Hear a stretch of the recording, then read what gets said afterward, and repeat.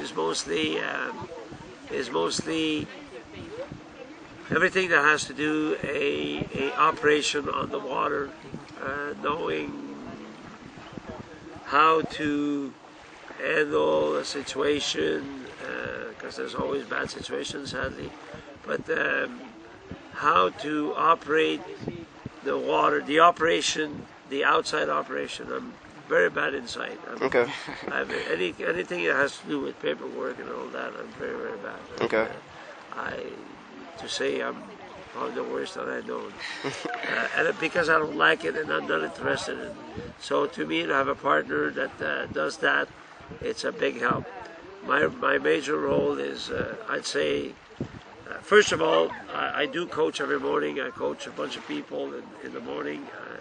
I coach them like from 7 till about 10, and then I'll come back and then I'll do a bunch of PR and walk around. And I won't stand still like I should.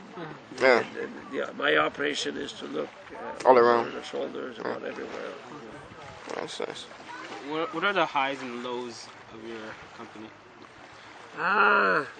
Well, the high has been here 20. I've been here 20 years, and to make it a success, and the growth of it, I'd say, and people keeping asking us if we want to operate somewhere else, a different one, not a different way, but differently. The lows is obviously after a few years, I'd say 6 years ago or just about, we started one of them in La Ronde in Montreal, under Six Flags, and that we lost exactly $350,000 in that experience, because we got fucked by Six Flags and totally got screwed big time. But we were dealing with a major American company that didn't know from left to right, didn't want to pay, and kept promising us that they would pay. So I had to finish the contract, because according to my attorney there, they could have come, if I would not finish the contract, they would have come and say, listen, the check was leaving today. So they'd say, you were paid, you didn't finish your contract. Then they could have countersued. So what we did at the end of the first year on a 5-year contract, we went to them and we said, you didn't respect these conditions. The fact that you didn't respect these conditions, the cost of it was $350,000. What did we do from that point? They made us sign an agreement of not suing them, and we could leave without finishing our contract, because they were not going to invest the money that was needed to operate.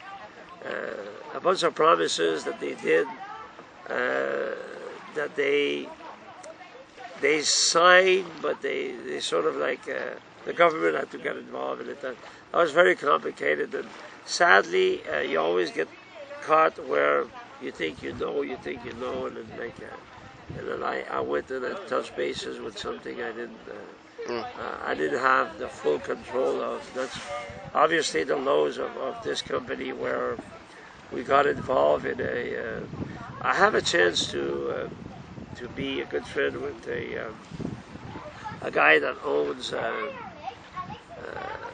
now close to 20 McDonald's in Montreal.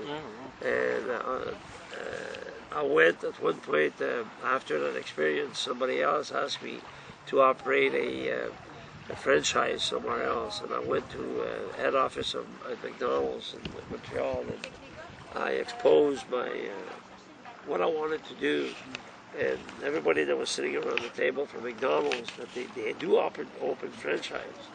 They asked me a bunch of questions, and at the end they quickly said, it's not a question of you should, or you shouldn't.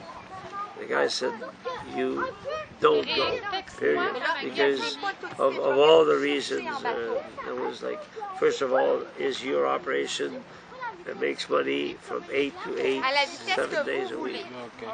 So like from that point, it was all negative. And then we didn't go there. When I look at it today, I know what they're making money-wise there.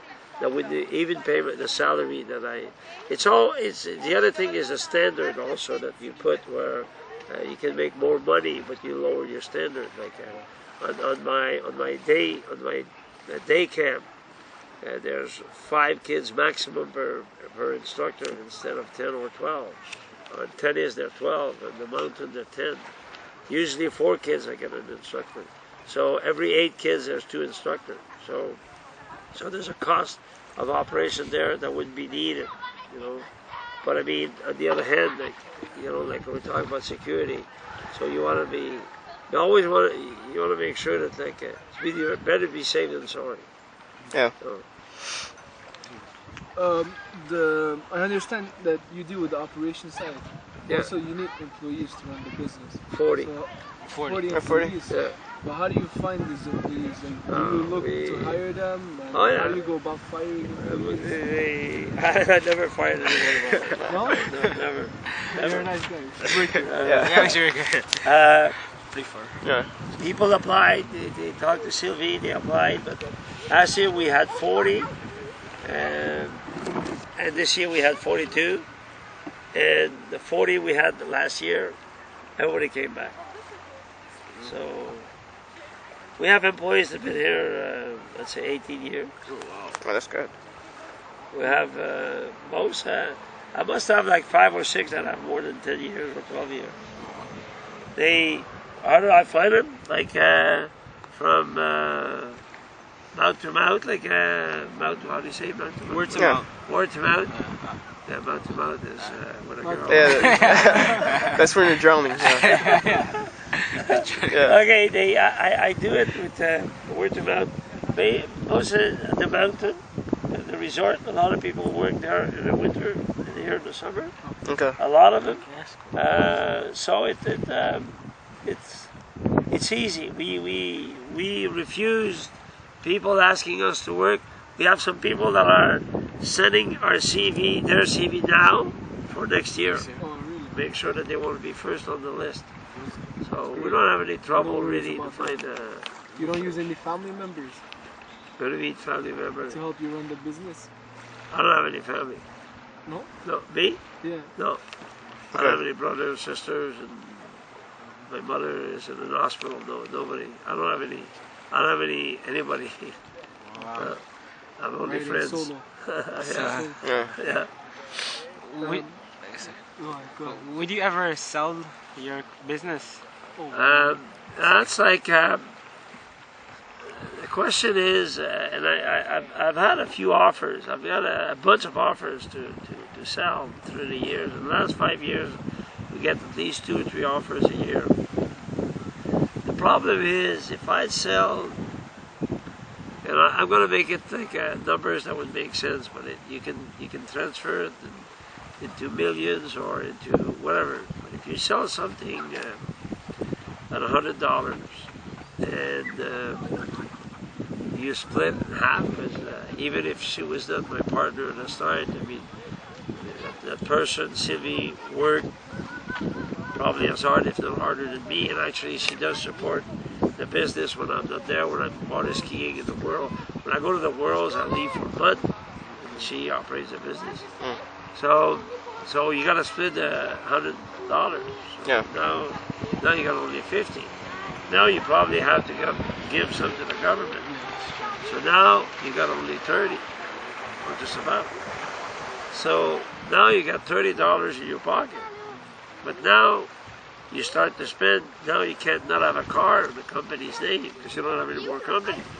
So now you got to buy your car. So out of the 30, there's not much left. Now you got to put gas in that car. And you can't expend the gas. Now you want to travel and water ski. Now you can't do that anymore. You can. It has to come for the 30. So you can see that the $30 come easily into the minus. Where having the company, I can have a truck, I can put gas in it, I can travel, and it's all expenses. That's when you say, is it profitable? I mean, if I look at the money that I spend doing what I like, that's where to me it's profitable. Where it'd be more profitable if I would do it. Would I make that much more money? I don't know. So it's you can talk, and then what